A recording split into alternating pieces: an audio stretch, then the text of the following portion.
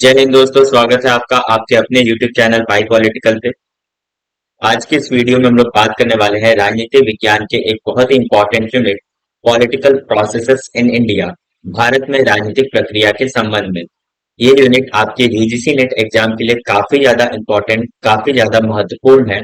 और इस यूनिट को हम लोग काफी ब्रीफ में लेकिन काफी इफेक्टिव तरीके से प्रिपेयर करेंगे, ताकि अगर इस यूनिट से आपके एग्जाम में कोई भी क्वेश्चन आए तो आप उसको आसानी से सॉल्व कर सकते हैं।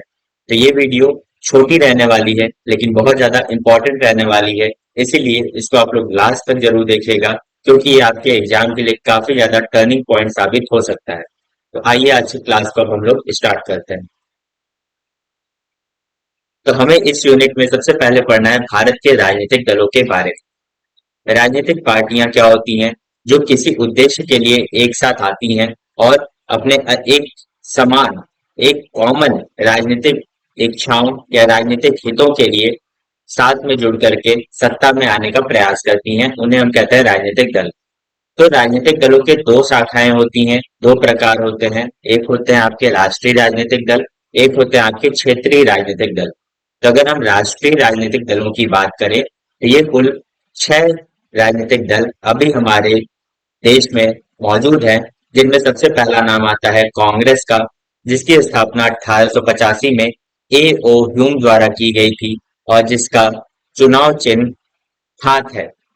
फिर दूसरी जो सबसे प्रमुख राष्ट्रीय राजनीतिक दल है वो है बीजेपी, भारतीय जनता पार्टी, जिसकी स्थापना 1980 में अटल बिहारी वाजपेयी ने की थी और इसका पुराना नाम था भारतीय जनसंघ, जिसकी स्थापना श्यामा प्रसाद मुखर्जी जी ने की थी।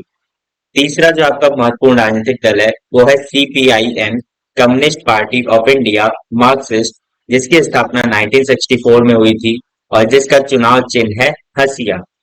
और चौथी जो महत्वपूर्ण राजनीतिक दल है वो है बसपा, जिसकी स्थापना 1984 में कांशीराम द्वारा की गई थी और जिसका चुनाव चिन्ह है हाथी।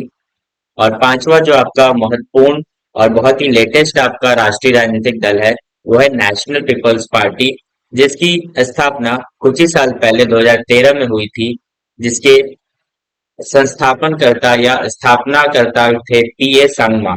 और छठवीं जो आपकी राष्ट्रीय राजनीतिक दल है, जिसे अभी पिछले ही साल चुनाव आयोग द्वारा राष्ट्रीय राजनीतिक दल का दर्जा प्राप्त किया दिया गया है, वो है आम आदमी पार्टी। 2012 में इसकी स्थापना हुई थी और इसे स्थापना किया था अरविंद केजरीवाल ने, और जिसका चुनाव चिन्ह है झाड़ू। और नेशनल पीपल्स पार्टी का चुनाव चिन्ह है किताब। तो ये 6 पार्टियों के बारे में आपको जरूर से याद होना चाहिए। किन्हों किन्होंने इनकी स्थापना की थी, कब इनकी स्थापना हुई थी, आपको इतनी जानकारी जरूर होनी चाहिए। अब हम बात करते हैं कुछ प्रमुख क्षेत्रीय या राज्य राजनीतिक दलों के बारे में। तो सबसे पहले आता है आपका समाजवादी पार्टी, जिसकी स्थापना 1992 में मुलायम सिंह यादव ने की थी और जिसका चुनाव चिन्ह है साइकिल। इससे रिलेटेड क्वेश्चन पिछले साल पूछा जा चुका है 2022 के एग्जाम में, इसीलिए ये बहुत ज्यादा इंपॉर्टेंट हो जाता है कि आप इन सभी राजनीतिक दलों के चुनाव चिन्हों के बारे में जरूर से पता रखें। दूसरा जो प्रमुख राजनीतिक दल है वो है तृणमूल कांग्रेस, जिसकी स्थापना 1998 में ममता बनर्जी ने की थी और जिसका चुनाव चिन्ह है फूल और पत्ती। तीसरा जो आपका महत्वपूर्ण राजनीतिक दल है वो है नेशनलिस्ट कांग्रेस पार्टी एनसीपी, जिसकी स्थापना 1999 में शरद पवार ने की थी और जिसका चुनाव चिन्ह है घड़ी। चौथा जो आपका महत्वपूर्ण राजनीतिक दल है वो है आरजेडी, राष्ट्रीय जनता दल, 1997 में, जिसकी स्थापना की थी लालू यादव ने और उनका चुनाव चिन्ह है लालटेन। पांचवा आपका राजनीतिक दल है जनता दल यूनाइटेड जेडीयू, जिसे 2003 में शरद यादव ने स्थापना किया था और उनका चुनाव चिन्ह था धनुष। धनुष तीर धनुष नहीं है, बट केवल धनुष है। और छठवीं आपकी पार्टी है डीएमके। डीएम का फुल फॉर्म होता है द्रविड़ मुनेत्र कझगम। क्या है? द्रविड़ मुनेत्र कझगम। आपको ये याद रखना है, कई बार फुल फॉर्म भी पूछी जाती है। इसकी स्थापना 1949 में सीएन अन्नादुराई ने की थी और इसका जो आप चुनाव चिन्ह ले सकते हैं वो है उगता हुआ सूरज। सातवां है आपका AIDMK, all India Dravida Munnetra Kazhagam, जो कि डीएमके से ही मिलकर के अलग पार्टी बनी है, जो कि 1972 में एमजी रामचंद्रन द्वारा स्थापित की गई थी और इसका चुनाव चिन्ह है दो पत्तियां। आठवीं जो बहुत ही महत्वपूर्ण आपकी पार्टी है वो है तेलुगु देशम पार्टी, जिसकी स्थापना 1982 में एनटी रामाराव ने की थी। और इसका चुनाव चिन्ह क्या है? इसका चुनाव चिन्ह भी साइकिल है, लेकिन एक येलो बैकग्राउंड के साथ और एक सर्कल के अंदर। तो पिछले साल 2022 के एग्जाम में ये क्वेश्चन पूछा गया था कि साइकिल किस पार्टी का चुनाव चिन्ह है। तो अगर मान लीजिए समाजवादी पार्टी का आपको ऑप्शन नहीं दिया या फिर पूछ दिया कि येलो बैकग्राउंड के साथ किसका साइकिल चुनाव चिन्ह है, तो आपको तेलुगु देशम पार्टी टीडीपी का नाम याद रखना है। तो दोनों का चुनाव चिन्ह लगभग कॉमन है, इसीलिए यहाँ पर कंफ्यूजन होने की पूरी पूरी संभावना होती है, क्योंकि हमें समाजवादी पार्टी के बारे में पता है बट हम इसे स्किप कर देते हैं। तो इनको आप लोग ध्यान रखिएगा। फिर अगली इंपॉर्टेंट पार्टी है वो है शिवसेना, जिसकी स्थापना 1966 में बाला साहेब ठाकरे ने की थी। शिरोमणि अकाली दल की स्थापना 1920 में सरदार सरमुख सिंह सुब्बल ने की थी, जिसका चुनाव चिन्ह है तराजू। झारखंड मुक्ति मोर्चा की स्थापना 1972 में विनोद बिहारी महतो ने की थी और इनका चुनाव चिन्ह है तीर धनुष। लेकिन तीर धनुष हमें शिवसेना का भी दिख रहा है और तीर धनुष हमें इसका भी दिख रहा है, लेकिन दोनों का बैकग्राउंड आप देखेंगे तो कलर अलग है। इनके बैकग्राउंड का कलर क्या है? ऑरेंज है और इनका है आपका ग्रीन। और अगला है बीजू जनता दल, जिसकी स्थापना 1997 में नवीन पटनायक ने की थी और इनका चुनाव चिन्ह है कौंच। क्या है? कौंच। आपको ये याद रखना है। अब आते हैं भारत में दबाव समूहों के बारे में, प्रेशर ग्रुप्स के बारे में। तो प्रेशर ग्रुप्स बेसिकली लोगों के वे समूह होते हैं जो अपने सामान्य हितों के प्रचार और रक्षा के उद्देश्य से संगठित होते हैं और केवल अपने हितों से संबंधित ही उनका काम होता है, उससे ज्यादा वो अपने क्षेत्र का प्रसार नहीं करते हैं। तो भारत में जो कुछ प्रमुख प्रेशर ग्रुप्स हैं उनकी अगर हम बात करें, तो जो आपके ट्रेडिंग से रिलेटेड या व्यापार से रिलेटेड, बिजनेस से रिलेटेड जो समूह है वो है Bengal chamber of commerce and industry, जिसकी स्थापना 1834 में हुई थी। दूसरा है associated chambers of commerce and industry of India, ASSOCHAM, ASSOCHAM, जिसकी स्थापना हुई थी आपकी 1920 में। क्या है? एसोचैम, इसकी स्थापना हुई थी 1920 में। Federation of Indian chambers of commerce and industry, FICCI, इसकी स्थापना हुई थी 1927 में। तो आपको इनके ईयर्स और इसके साथ साथ इनकी फुल फॉर्म भी आपको क्लियर होनी चाहिए। अगला जो ट्रेड यूनियंस है उनमें सबसे इंपॉर्टेंट है all India trade union Congress 1920, Indian national trade union Congress INTUC 1947, Hindu मजदूर सभा 1948 और भारतीय मजदूर संघ 1955। 2022 के नेट एग्जाम में इससे रिलेटेड क्वेश्चन पूछा गया था कि भारतीय मजदूर संघ की स्थापना कब हुई थी, तो ये 1955 में हुई थी। तो हो सकता है कि इस साल इसी से रिलेटेड कुछ क्वेश्चंस आए, तो इसीलिए आप इन सारे के डेट्स को याद रखिएगा। कुछ इंपॉर्टेंट स्टूडेंट्स यूनियन की बात करें तो all India student federation AISF की स्थापना 1936 में हुई। ABVP अखिल भारतीय विद्यार्थी परिषद की स्थापना 1949 में हुई थी और भारतीय राष्ट्रीय छात्र संघ NSUI की स्थापना हुई थी 1971 में। फिर कुछ धार्मिक समूहों की अगर हम बात करें तो उसमें RSS, विश्व हिंदू परिषद और जमात इस्लामी का नाम आता है। जाति प्रेशर ग्रुप्स की बात करें तो उसमें दलित पैंथर, हरिजन सेवक संघ और नागर जाति संघ का नाम आता है। भाषाई दबाव समूहों की बात करें तो उसमें तमिल संघ, आंध्र महासभा और संभाजी ब्रिगेड का नाम हम सुनते हैं। जनजातीय समूहों में national socialist council of Nagaland NSCN, tribal national volunteers TNU Tripura में, यूनाइटेड मिजो फेडरल ऑर्गेनाइजेशन और ट्राइबल लीग ऑफ असम का नाम आता है। कुछ प्रेशर ग्रुप्स आइडियोलॉजी के बेसिस पर भी कलेक्ट होते हैं, ऑर्गेनाइज होते हैं, जिनमें नर्मदा बचाओ आंदोलन का नाम बहुत ही प्रमुख है, चिपको आंदोलन, महिला अधिकार संगठन और भ्रष्टाचार के खिलाफ भारत। इस तरीके के विचारधारा के आधार पर जो समूह बनते हैं उनमें ये कुछ प्रमुख नाम है। फिर कुछ प्रमुख महिला दबाव समूह भी हैं, जिनमें महिला भारती संघ WIA, जिसकी स्थापना 1917 में हुई थी, all India women conference AIWC 1927 में, इसके अलावा महिलाओं के दमन के खिलाफ मंच 1980 में और स्त्री शक्ति संगठन SSS की स्थापना 1989 में हुई थी। तो ये कुछ प्रमुख दबाव समूह है। कई बार क्वेश्चन इस तरीके से भी आता है कि दलित पैंथर किस प्रकार का दबाव समूह है, तो आपको ये पता होना चाहिए कि जाति समूह है या फिर धार्मिक है या फिर भाषाई है। तो जब आप इसे 1 से 2 बार रिवाइज करेंगे तो आपको सारी चीजें क्लियर हो जाएंगी। अब आते हैं कुछ फेमस कमेंटेटर्स इंडियन पॉलिटिक्स के और उनकी कुछ फेमस बुक्स से, जिससे हर साल क्वेश्चन हमें देखने को मिलते हैं। तो इनको देखना बहुत ज्यादा जरूरी है आपके जस्ट एग्जाम से पहले। तो रजनी कोठारी का नाम बहुत ज्यादा फेमस है। रजनी कोठारी की 2 बुक्स काफी ज्यादा फेमस है, जिसमें पहला है कास्ट इन इंडियन पॉलिटिक्स और दूसरा है पॉलिटिक्स इन इंडिया। और ये दोनों ही बुक्स 1970 में लिखी गई थी। दूसरे इंपॉर्टेंट कमेंटेटर है मॉरिस जॉन्स। इनकी 3 बुक्स काफी ज्यादा फेमस है। The government and politics of India, ये प्रीवियस ईयर में पूछा जा चुका है इस बुक के बारे में, इसीलिए इनको मैंने रेड से किया है। दूसरी बुक है इंडियाज पॉलिटिकल मिरेकल और पॉलिटिक्स मेनली इंडियन। ये 3 बुक्स मॉरिस जॉन्स की हैं। मायरन वीनर की 2 बुक्स बहुत ज्यादा इंपॉर्टेंट हैं, party building in a new nation और द इंडियन नेशनल कांग्रेस, और दूसरी है द इंडियन पैराडॉक्स। इसको आप 1 से 2 बार आप लोग को रिवाइज करना होगा। फिर है रूडोल्फ एंड रूडोल्फ, इनकी the modernity of tradition political development in India. तो पॉलिटिकल डेवलपमेंट इन इंडिया से रिलेटेड इनकी बुक है। दूसरी है in pursuit of Lakshmi, in pursuit of Lakshmi the political economy of the Indian state, ये रूडोल्फ एंड रूडोल्फ ने लिखा है। अगली इंपॉर्टेंट बुक है पॉल ब्रास की politics of India since independence, और दूसरी बुक है caste faction and party in Indian politics.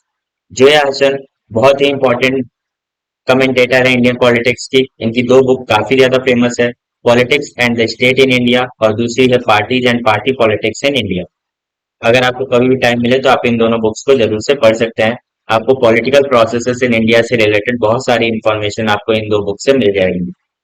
दूसरा है योगेंद्र यादव और सुहास पलसीकर का नाम। इनकी एक बुक काफी ज्यादा फेमस है, from hegemony to convergence, party system and electoral democracy in Indian state. तो आपको ये पूरा नाम नहीं याद रखना है, आपको ये याद रखना है हेजेमनी टू कन्वर्जेंस। ये बुक का नाम आया और योगेंद्र यादव और सुहास पलसीकर का नाम आया, तो आपको केवल इसे टिक कर देना है। फिर अगले इंपॉर्टेंट है आशुतोष वार्ष ने, इनकी बुक है battle half on India's improbable democracy.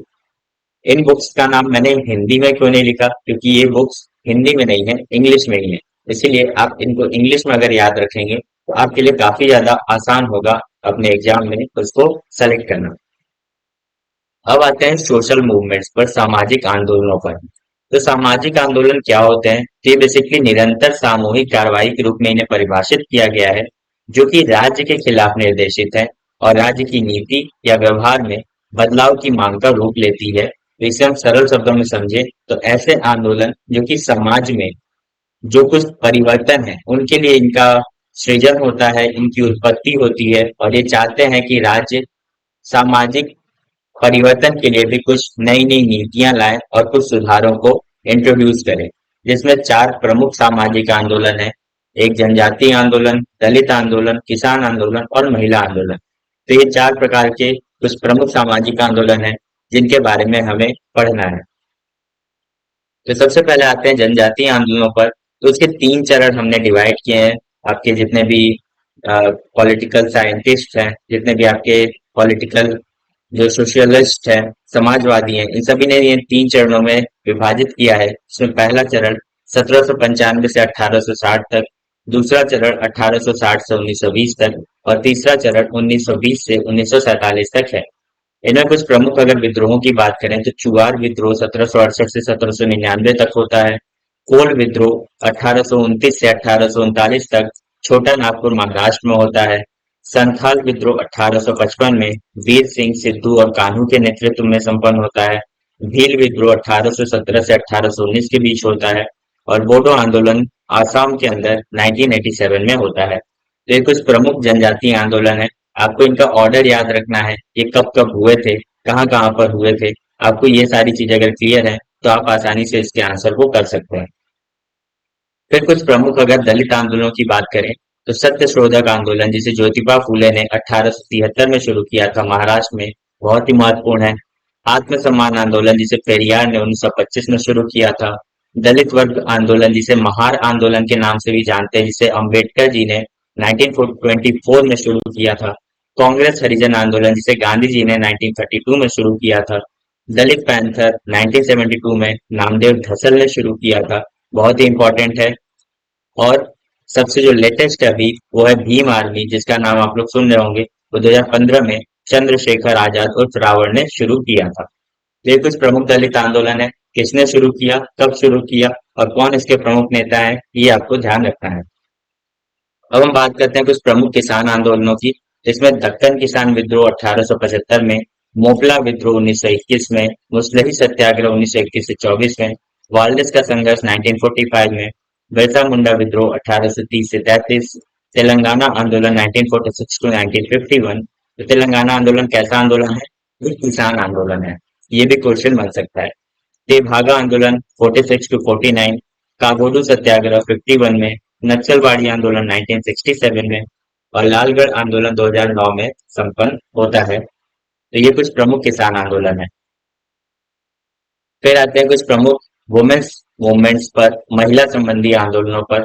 तो कुछ महत्वपूर्ण राष्ट्रीय संगठनों की अगर हम बात करें तो उसमें भारतीय महिला परिषद 1904 में स्थापित होती है, भारतीय स्त्री महामंडल 1909 में, महिला भारतीय संघ 1917 में, भारत में महिलाओं की राष्ट्रीय परिषद 1925 में और all India women's conference AIWC 1927 में और कस्तूरबा गांधी राष्ट्रीय स्मारक ट्रस्ट। ये कुछ महत्वपूर्ण राष्ट्रीय संगठन है जिन्होंने महिलाओं से संबंधित सुधारों को लेकर के काफी ज्यादा काम किया है।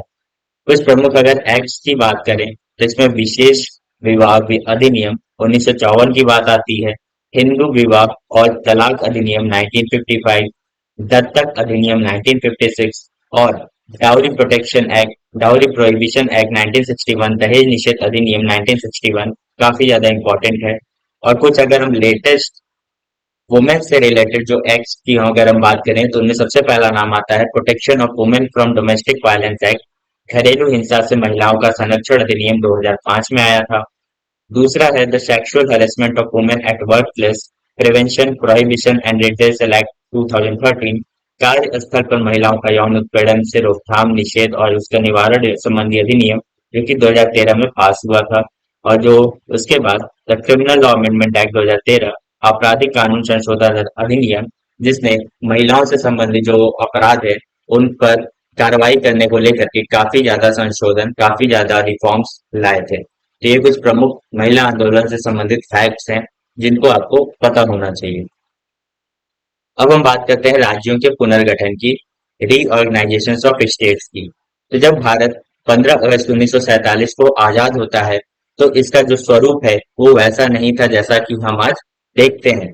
तो भारत बहुत सारे रियासतों में बटा हुआ था, जिसे सरदार पटेल और बाकी नेताओं ने मिलकर के आपका जो वर्तमान भारत का संरचना है उसे इकट्ठा किया था, उसे पुनर्गठित किया था। तो जब हमारा देश आजाद हुआ तो उसके बाद देश का जो विभाजन है वो प्रशासनिक आधार पर किया गया और देश को कुल 4 भागों में बांटा गया, जिन्हें हम राज्य ए, राज्य बी, राज्य सी और राज्य डी के नाम से जानते हैं। तो शुरू में हमारे जो कुल राज्य थे वो 4 थे, 4 प्रकार के राज्य थे। उसके बाद अलग अलग कमीशंस बैठती हैं, क्योंकि लोगों की मांग होती है कि जो राज्यों का पुनर्गठन है वो भाषा के आधार पर होना चाहिए, लैंग्वेज के आधार पर होना चाहिए। ऐसा क्यों है? क्योंकि जब हमारा राष्ट्रीय स्वतंत्रता आंदोलन का जो दौर था, जब गांधी जी के द्वारा बहुत सारे आंदोलन चलाए जा रहे थे, तो कांग्रेस ने खुद कहा था कि राज्यों का पुनर्गठन या राज्यों का गठन भाषा के आधार पर होना चाहिए। लेकिन जब हमें आजादी मिल गई तो सरकार को लगा कि भाषा के आधार पर जो विभाजन है वो और ज्यादा बढ़ सकता है, इसलिए उसने इस पर रोक लगा दी। लेकिन लोगों के द्वारा इसके लिए बहुत ज्यादा आंदोलन किया गया, जिसके बाद बहुत सारे कमीशंस को बैठाना पड़ा, जिसमें धर आयोग 1948 आता है, लेकिन इसने भी भाषा संबंधी विभाजन को अस्वीकार किया। फिर जेवीपी आयोग आता है। जेवीपी में 3 नेता थे, एक थे आपके जवाहरलाल नेहरू, बी से आपके सरदार वल्लभ भाई पटेल और टी से पट्टाभी सीतारमैया। इन्होंने भी भाषा संबंधी जो आपका पुनर्गठन है राज्यों का उसे अस्वीकार किया, लेकिन फजल अली आयोग 1953 ने इसे स्वीकार किया और उसके बाद आपका जो भाषा संबंधी पहला राज्य है वो आंध्र प्रदेश के नाम पर गठित होता है। उसी के बाद 1956 में एक राज्य पुनर्गठन आयोग के द्वारा एक सिफारिश दी जाती है, जिसके बाद 14 राज्य और 6 केंद्र शासित प्रदेशों में भारत का विभाजन होता है, जो आज बढ़ करके 28 राज्य और 8 केंद्र शासित प्रदेशों में बढ़ चुका है। तो अगर हम आज की बात करें, तो ये देखिए, शुरुआत में अगर हम बात करें तो ये कुछ आपके 14 स्टेट्स, 14 राज्य और 6 यूनियन टेरिटरीज, आप देख सकते हैं कि उनका नाम क्या क्या था। पहले जो है आपका Patiala and East Punjab states, Ajmer, Madhya Bharat, Kutch, Saurashtra, Bombay, Mysore, Coorg, Travancore, Cochin, इस तरीके से कुल 14 राज्यों में पूरे देश को बांटा गया। और आप देख सकते हैं कि बहुत सारे नाम आज आपने सुने भी नहीं होंगे, क्योंकि इन सभी का नाम अब क्या हो चुका है, बहुत ज्यादा चेंज हो चुका है। तो अगर हम बात करें अ, इनके गठन की, तो इसमें जो आपका ये वाला पार्ट है, नॉर्थ ईस्ट का पार्ट है, जो आपका उत्तर पूर्वी राज्यों का पार्ट है, उनसे संबंधित बहुत सारे क्वेश्चंस आपको यूजीसी नेट एग्जाम में देखने को मिलते हैं कि इनका क्रिएशन कब हुआ। तो ये बहुत ज्यादा इंपॉर्टेंट हो जाता है। तो अरुणाचल प्रदेश की अगर हम बात करें, तो ये 1972 में आसाम से काट करके इसे एक नया स्टेट बनाया गया और इसे स्टेटहुड मिला 1987 में। पहले ये एक यूटी था 1972 में, और राज्य बना ये 1987 में। उसके बाद नागालैंड 1963 में आपका एक नया राज्य बनता है, मिजोरम 1987 में बनता है, और मेघालय 1972 में एक नए राज्य के तौर पर उभर करके आता है। अगर हम बात करें 28 राज्य और 8 यूनियन टेरिटरीज की, तो बहुत सारे जो राज्य थे जो अभी हम लोगों ने देखा, उनका बहुत ज्यादा विभाजन होता है, जिनमें अगर हम कुछ प्रमुख राज्यों की बात करें, तो सबसे पहला जो आपका राज्य था वो आपका बनता है आंध्र प्रदेश। आंध्र प्रदेश आंध्र प्रदेश का जो आपका गठन हुआ था वो 1953 में हुआ था। 1953 में पहली बार भाषा के आधार पर एक नए राज्य का गठन हुआ। उसके बाद ये जो आपको बॉम्बे का स्टेट दिख रहा है, ये वाला, इसमें बहुत ज्यादा आपका उपद्रव शुरू होता है दो भाषा बोलने वालों के बीच में, एक मराठी बोलने वाले और एक गुजराती बोलने वाले। जिसके बाद इस बॉम्बे का दो भागों में विभाजन होता है। बॉम्बे का दो भागों में विभाजन होता है। एक होता है आपका गुजरात और एक होता है आपका महाराष्ट्र। तो गुजरात में गुजराती बोलने वाले और महाराष्ट्र में मराठी बोलने वाले। और ये जो विभाजन है ये होता है आपका 1960 में। और उसके बाद फिर ये जो आपका पंजाब का हिस्सा दिख रहा है आपको, इसमें भी इसके दो पार्ट होते हैं। पंजाब बनता है, एक हो गया पंजाब जहाँ पंजाब बोलते हैं, पंजाबी बोली जाती है, और दूसरा रहता है हरियाणा जहाँ हिंदी बोली जाती है। तो इस तरीके से हमारे जो राज्य हैं वो अलग अलग डिमांड्स को लेकर के विभाजित होते रहते हैं। और जो सबसे लेटेस्ट आपका विभाजन हुआ है वो हुआ है 2014 में, जब आपका तेलंगाना तेलंगाना आंध्र प्रदेश से अलग होकर के एक नए राज्य के तौर पर उभर करके आता है यहाँ पे। लेकिन ये जो मांगे हैं ये अभी भी रुकी नहीं है। बहुत सारे ऐसे पार्ट्स हैं जिनमें आज भी ये मांग उठती है कि इन्हें अलग तरीके से राज्य का दर्जा दिया जाना चाहिए, इन्हें अलग तरीके से एक नए राज्य के तौर पर निर्मित किया जाना चाहिए। इनमें से कुछ अगर हम महत्वपूर्ण मांगों की बात करें, तो इसमें सबसे पहला अगर हम बात करें यूपी की, उत्तर प्रदेश की, तो इसमें मांग की जाती है कि एक हरित प्रदेश बनाया जाए। ये हमारा जो पश्चिमी उत्तर प्रदेश का हिस्सा है, यहाँ पर मांग होती है कि इसे क्या बनाया जाए, हरित प्रदेश। और ये 2022 के आपके यूजीसी नेट एग्जाम में ये क्वेश्चन आ चुका है कि हरित प्रदेश कहाँ पर मांग की गई है, तो ये यूपी में मांग की गई है। इसके अलावा अवध की मांग की गई यूपी में, पूर्वांचल के तौर पर एक नए राज्य की मांग की गई यूपी में। इसके अलावा वेस्ट बंगाल में गोरखालैंड की बात होती है। यहाँ पर आप देख सकते हैं बुंदेलखंड की, जो कि यूपी और एमपी दोनों में आता है। सौराष्ट्र के नाम से एक अलग राज्य की बात होती है गुजरात में। विदर्भ की बात होती है महाराष्ट्र में। रायलसीमा की आंध्र प्रदेश में, और कोडगु कर्नाटका में, कोसल उड़ीसा में, मिथिलांचल बिहार में, और बोडोलैंड आसाम में, और कार्बी आंगलोंग आसाम में। तो इस तरीके से बहुत सारे आपके सामने ये मांगे उठती रहती हैं और आज भी मौजूद हैं, जो चाहती हैं कि राज्यों का और भी विभाजन हो, ताकि जो वहाँ की जनता है उनको और भी ज्यादा सुविधाएं मिल सके, क्योंकि उन्हें लगता है कि बहुत बड़े राज्य में हमारी जो मांगे हैं उन्हें पूरा नहीं किया जा रहा है। तो इस तरीके से ये जो समस्याएं हैं राज्यों के पुनर्गठन से संबंधित, ये आज भी प्रासंगिक बनी हुई है। तो इतनी बातें अगर आपने क्लियर कर ली, तो ये जो आपका यूनिट है, आप इसको आराम से टैकल कर सकते हैं और अपने एग्जाम में काफी अच्छे से आप स्कोर भी कर सकते हैं। तो ये लास्ट टाइम है, तो आपके लिए बस एक ही एडवाइस है या सजेशन है, जिसे अगर आप मानेंगे तो आपको काफी बेनिफिट होगा, कि आप इस टाइम पर रिवीजन जरूर करिए। जो कुछ भी पढ़िए उसे रिवाइज जरूर करके जाइए, क्योंकि लास्ट मोमेंट पे अगर आप रिवीजन नहीं करते हैं तो थोड़ा सा ये प्रॉब्लम होती है कि हमें याद करने में या हमारा जो कंफ्यूजन है वो काफी ज्यादा बढ़ जाता है। तो रिवीजन बहुत जरूरी है। जो कुछ भी अभी तक पढ़ा है उसको रिवाइज करिए और अपने तैयारी पर पूरा कॉन्फिडेंस रखिए। तो इस वीडियो को देखने के लिए बहुत बहुत शुक्रिया। बहुत बहुत धन्यवाद।